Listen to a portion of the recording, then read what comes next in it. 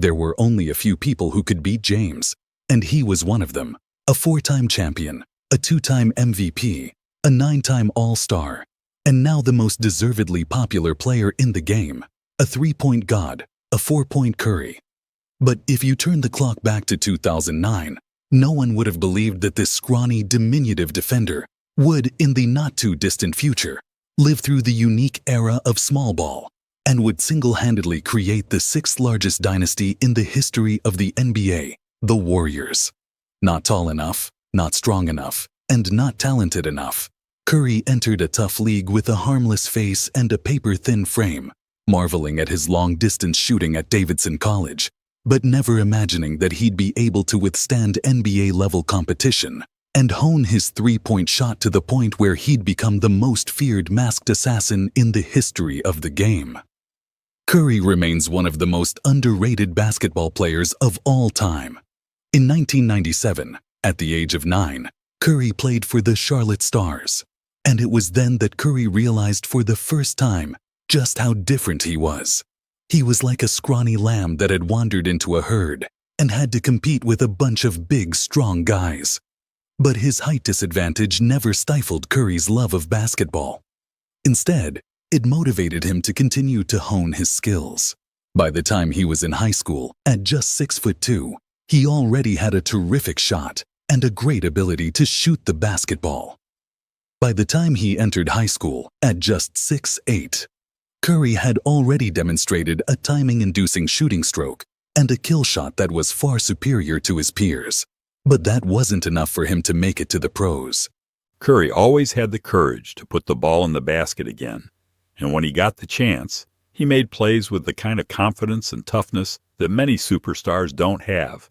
And after a formal meeting, Curry decided to go to Davidson to fulfill his dream, and Coach Lope said publicly that they'd found a gem, and that no one had any idea how special this kid was, and that he'd go on to be something special, and that he was going to be a great player. And what's even more touching is that when everyone thought Curry's size would prevent him from playing a season in the league, Davidson College told Curry he didn't need to change a thing, and they accepted the small, scrawny, but agile kid wholeheartedly.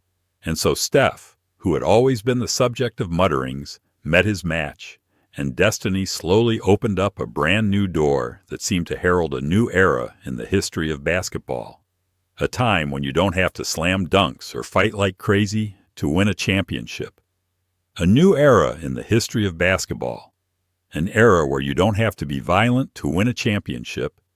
A wonderful era where you don't have to be crazy to win a championship.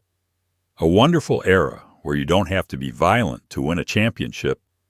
A wonderful era where you don't have to be crazy to win a championship. A wonderful era where you don't have to be violent to win a championship. A wonderful era where you don't have to be crazy to win a championship. A wonderful era where you don't need to be violent to win a championship.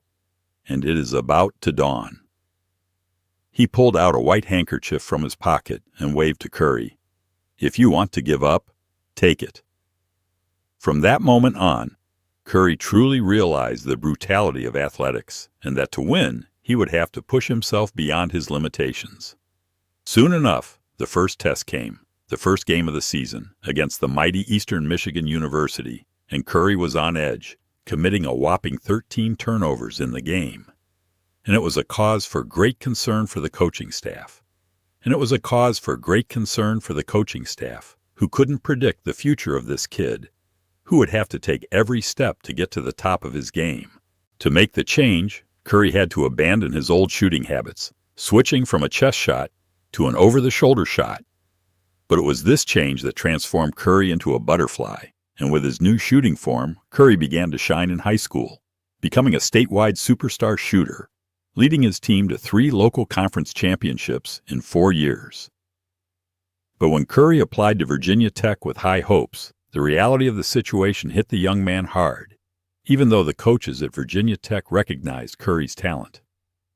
Although Virginia Tech's coaches recognized Curry's shooting ability, they felt that Curry's static talent was too low for the intensity of the NCAA tournament, and they rejected him.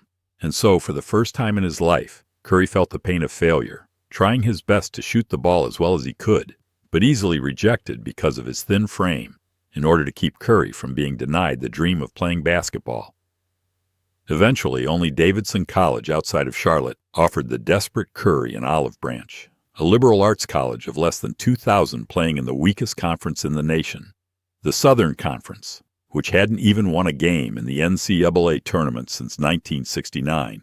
And in order to prove that he hadn't been wrong, Davidson's coach McKillop went to Curry's high school, Christian.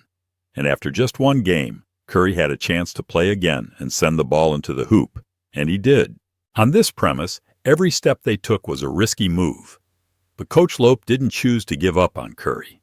And in the second game, he gave Curry plenty of time to adjust, and Curry didn't let him down, scoring 32 points, 9 rebounds, and attacking as much as he did in the previous game. As the number of games built up, Curry gradually adapted to the intensity of the NCAA's confrontation and became one of the brightest stars of the game, with 21.5 points per game and a total of 3.5 rebounds per game. In his freshman season, Curry averaged 21.5 points per game, ranking first in the Southern Conference, second in the nation, and first on the list was Kevin Durant from the University of Texas. In his sophomore season, Curry led Davidson College to 22 consecutive victories, the Southern Conference title, and the NCAA tournament, where he faced 7th-seeded University of Harbor-Zagat and number 2 seeded Georgetown. And with his amazing three-point shooting, he led his team to a series of comeback victories, and he watched all the spectators in the crowd as they watched him win his first NCAA tournament.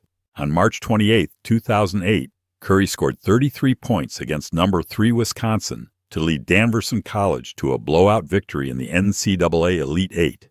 And even James in the stands couldn't help but look in awe after an unprecedented March Madness when the media began to report on the fact that Davidson, which hadn't been to the NCAA tournament since 1969, was the only team to make the NCAA tournament. A weak team that hadn't been to the NCAA tournament since 1969, and that had an unbelievable comeback because of a babyface killer. But then came the horror of the University of Kansas, a team with 5 first-round NBA draft picks, and in a game that was too close to call, Denver College didn't have a chance to win.